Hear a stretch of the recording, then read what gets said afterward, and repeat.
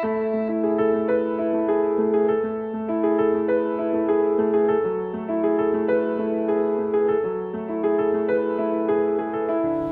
Βιομέ είναι ένα εργοστάσιο που εγκαταλείφθηκε από τους πρώην εργοδότες του με απλήρωτους εργαζόμενους. Αυτό έγινε το καλοκαίρι του 2011.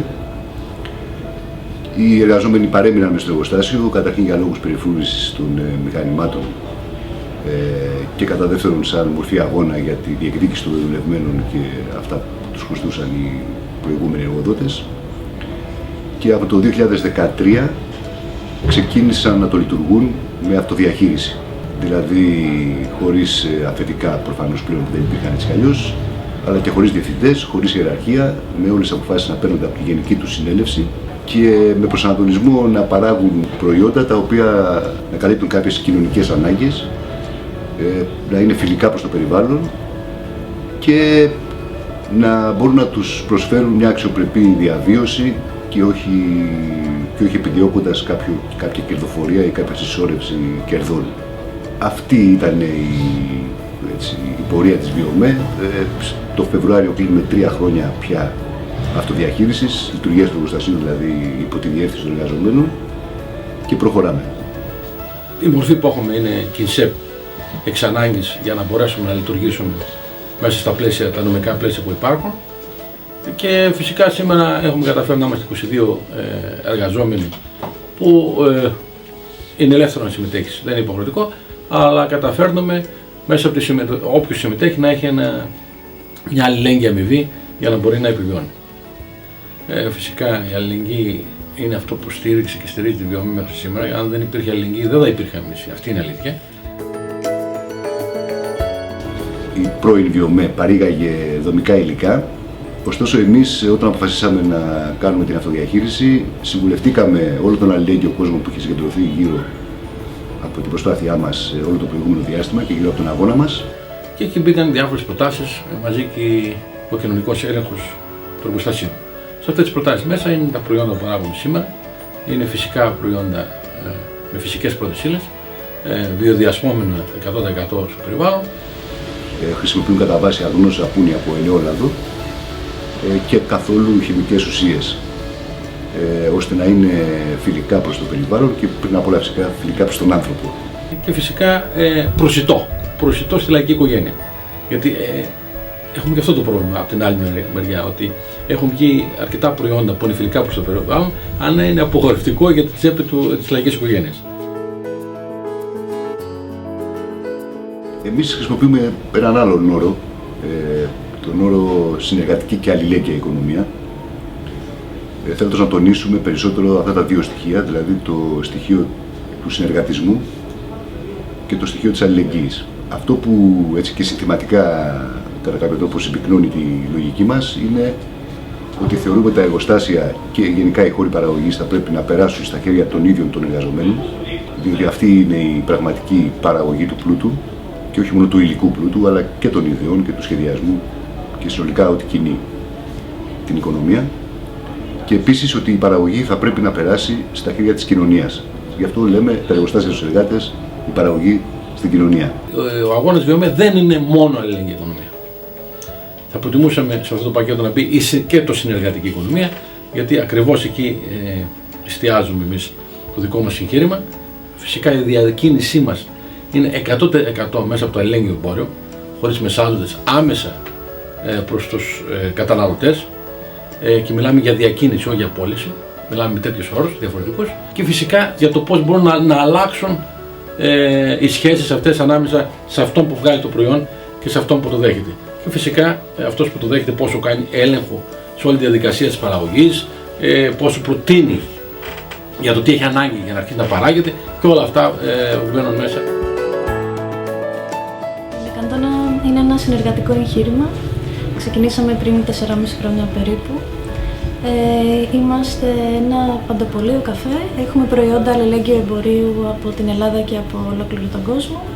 Και στόχος είναι να στηρίξουμε μικρούς παραγωγούς και συνεταιρισμούς.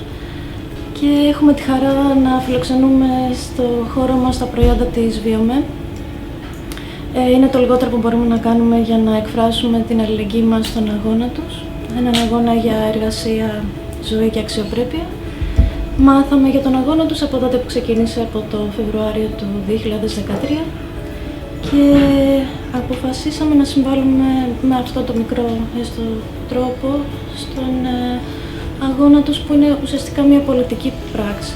Δεν πρόκειται δηλαδή απλά για ένα εργοστάσιο, είναι ένας αγώνας κοινωνικός. Το εργατικό έλεγχο της παραγωγής είναι ότι κάθε πρωί που ερχόμαστε εδώ, πίνουμε τον καφέ, ας πούμε, όπως κάθομαστε τώρα, όλοι όσοι έρχονται να συμμετέχουν, και λέμε τη γνώμη μας, καταρχήν το τι θα βγάλουμε. Λέμε, παιδιά, τι υπάρχει ανάγκη. Υπάρχει ένας αποθηκάριος που απλώς λέει το τι υπάρχει ανάγκη. Εκεί αποφασίζουμε το τι θα βγάλουμε και με τι όρους θα το βγάλουμε. Πόση ώρα θα δουλέψουμε, όλα αυτά. Και καταλαβαίνετε, είναι λίγο πιο διαφορετικός ο τρόπος που προσφέρεις εργασία. Προσφέρεις προς το σύνολο την εργασία, όχι προς ένα αφεντικό. Κάποια εξειδικευμένα πράγματα, τώρα έχουμε δύο επιστήμονες, ας πούμε, που έβγαλαν πανεπιστήμιο, πολυτεχνείο. Δεν μπορούμε να αντικαταστήσουμε εμείς τους επιστήμονες, αλλά οι επιστήμονες όταν τελειώνουν έρχονται στην παραγωγή κανονικά και με τη θέλησή τους έρχονται. Δηλαδή το έχουν δηλώσει πρωτού μπουν ότι θέλουμε να συμμετέχουμε με αυτούς τους όρους. Είμαστε ο Βαγγέλης και ο Ανδρέας, χημική μηχανική και οι δύο. Από τα τέλη του Νοέμβρη δεχτήκαμε και εμείς το εγχείρημα της ΒΙΟΜΕ για να προσπαθήσουμε να βοηθήσουμε με τις γνώσεις που έχουμε, έτσι ώστε να βελτιωθούν τα ήδη υπάρχοντα προϊόντα αλλά και να παραχθούν και καινούργια. Από την πρώτη μέρα που μπήκαμε στην συνεταιριστική αυτή επιχείρηση, έχουμε τις ίδιες υποχρεώσεις και τα ίδια δικαιώματα με τους υπόλοιπους εργαζόμενους και γενικά εδώ πέρα λειτουργούμε με καθεστώς πλήρους ισότητας μεταξύ όλων των συναδέλφων. Η ΒΙΟΜΕ σχεδιάζει καθαριστικά για το σπίτι και πιο φθηνά καθαριστικά, και καθώς και σαπούνια και πρώτες ύλες για καθαριστικά. Το δύσκολο είναι ότι για να είναι αυτά τα προϊόντα προσιτά και να βελτιστοποιηθούν έτσι ώστε να έχουν καλύτερες απορριπαντικές και καθαριστικές ιδιότητες, είναι ένα αρκετά δύσκολο εγχείρημα από πλευράς οικονομικού σχεδιασμού. Το πώς θα καταφέρουμε και να συνδυάσουμε τον οικολογικό χαρακτήρα και βιολογικό χαρακτήρα των προϊόντων μας, σε συνδυασμό με το να έχουμε μια προσιτή τιμή σε όλους. Τον τελευταίο χρόνο ειδικά υπήρξαν πάρα πολλές εξαγωγές εδώ πέρα στη ΒΙΟΜΕ, κυρίως σε Γερμανία, Βέλγιο, Γαλλία, αλλά και σε πολλές άλλες χώρες της Ευρώπης. Απλά σε αυτές που ανέφερα τις τρεις προηγουμένως είναι που υπάρχουν και μόνιμοι αγοραστές των προϊόντων. Η κοινωνία ήταν εξ αρχής στο εγχείρημα, τόσο μέσω των αλληλέγγυων που έπαιξαν καθοριστικό ρόλο σε όλη τη διαδικασία της αυτοδιαχείρισης, όσο και όσον αφορά τις επιλογές που κάνουμε, όπως έχουμε κάνει πρόσφατα, με την παραχώρηση, για παράδειγμα, ενός μέρους του εργοστασίου για τη συγκέντρωση ειδών πρώτης ανάγκης για τους μετανάστες στην Ιδωμένη. Ό,τι βλέπετε τα φέρνει ο κόσμος. Έχουμε και για το εξωτερικό πολλά πράγματα από αυτά, τα οποία τα κρατάμε εμείς εδώ, έρχονται με αυτοκίνητα και φορτηγά και τα πηγαίνουν ή στην Ιδωμένη ή στη Λέσβο, αναλόγως που χρειάζεται αυτή τη στιγμή ο κόσμος, ρούχα, γάλατα, φαγητά και πολλά άλλα. Ας πούμε, και ρουχισμό προβατών και κουβέρτες και αυτά, γιατί ο κόσμος αυτή τη στιγμή έχει ανάγκη. Θα ήθελα επίσης να προσθέσω ότι για μας είναι πολύ σημαντικό ότι δεν είναι ένα απλό εργοστάσιο, είναι και ένας κοινωνικός χώρος. Για παράδειγμα, αυτό που ξεκινούν τώρα με το κοινωνικό ιατρείο, το εργατικό ιατρείο, μέσα στο χώρο της ΒΙΟΜΕ, σε συνεργασία με το κοινωνικό ιατρείο Αλληλεγγύης της Θεσσαλονίκης, αποδεικνύει ότι ο αγώνας τους μας αφορά όλους. Φυσικά ξεκινήσαμε πόντας μέλη του κοινωνικού ιατρείου της Αλληλεγγύης της Θεσσαλονίκης. Ταυτόχρονα όμως αυτά τα 4 χρόνια ζωής, η κοινότητα της υγείας που σχηματίστηκε στο κοινωνικό ιατρείο άρχισε να προβληματίζεται και για διάφορα άλλα πράγματα. Μέσα λοιπόν από αυτούς τους προβληματισμούς και μέσα από την αναζήτηση της σύνδεσης με διάφορα κινήματα και κοινωνικές συλλογικότητες στην πόλη μας, προέκυψε και αυτό εδώ το καινούριο ιατρείο, το οποίο φιλοξενείται στη ΒΙΟΜΕ. Για τη δημιουργία αυτής εδώ της δομής. Είναι η συνεργασία δύο μεγάλων εγχειρημάτων της πόλης, που είναι ανεξάρτητα, αυτοδύναμα, δεν χρηματοδοτούνται από πουθενά.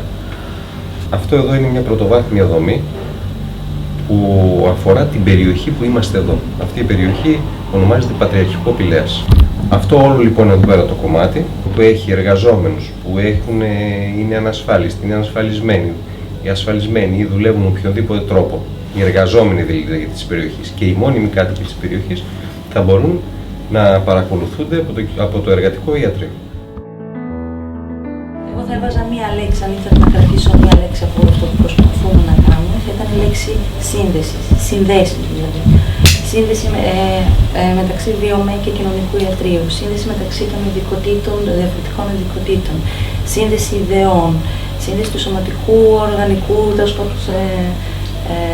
σωματικού, ψυχικού, κοινωνικού, σύνδεση με την περιοχή. Αυτό θα έβαζα σαν. Αν επέλεγα μία λέξη, θα επέλεγα αυτή. Για την λεγόμενη τέλος πάντων κοινωνική και αλληλέγγυα οικονομία, έτσι όπως επιχειρείται μάλλον να θεσμοθετηθεί και να τυποποιηθεί από το κράτος και από την Ευρωπαϊκή Ένωση. Αυτή τη στιγμή δεν υπάρχει κάποιο ιδιαίτερο στην Ελλάδα νομικό πλαίσιο, πέραν από το νόμο για τις ΚΙΝΣΕΠ, κοινωνικές συνεταιριστικές επιχειρήσεις, από ό,τι ξέρουμε και από ό,τι μας έχει πληροφορήσει το Υπουργείο Εργασίας.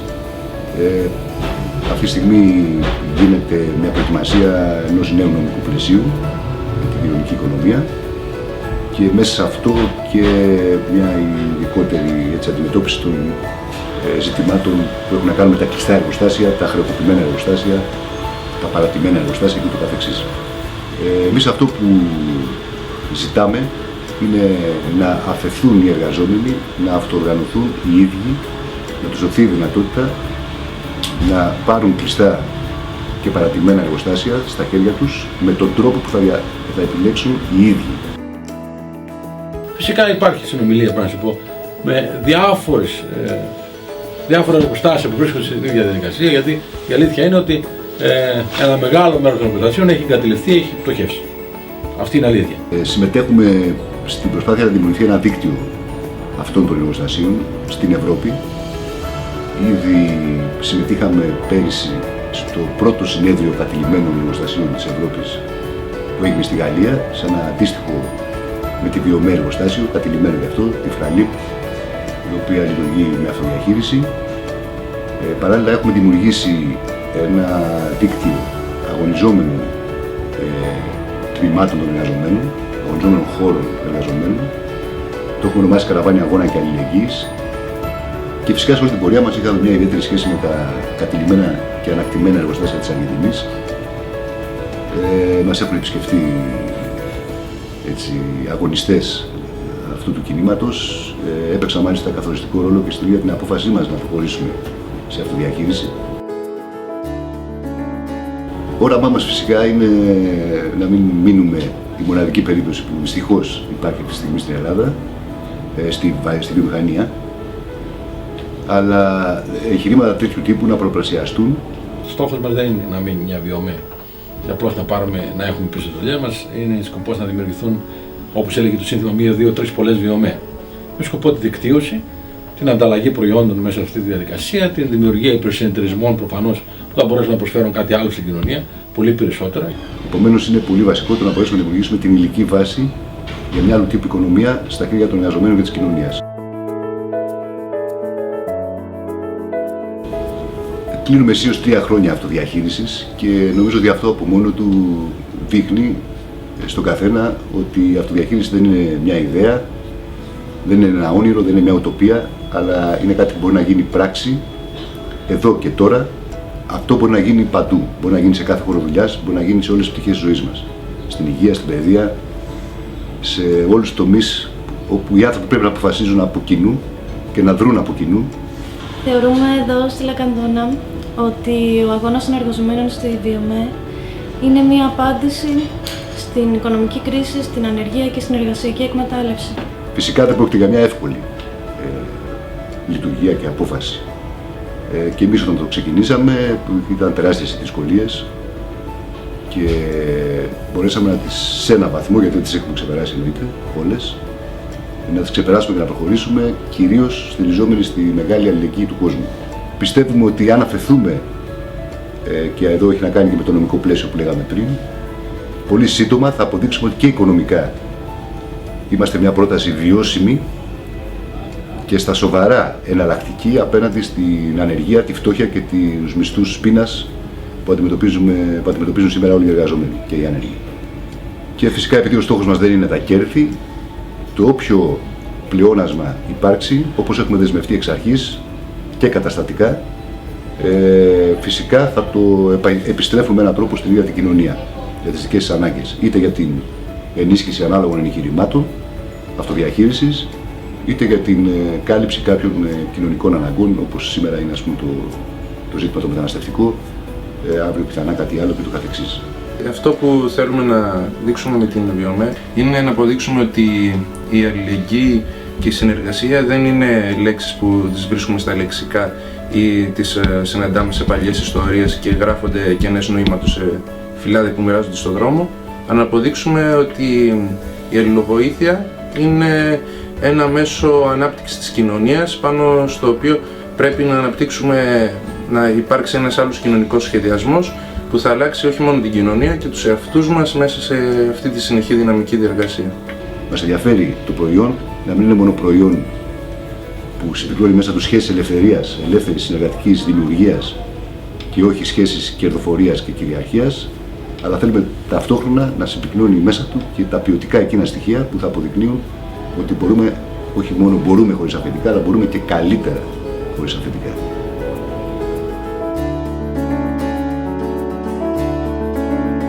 Όποιος αγωνίζεται μπορεί να χάσει ή να κερδίσει. Όποιος δεν αγωνίζεται έχει ήδη χάσει.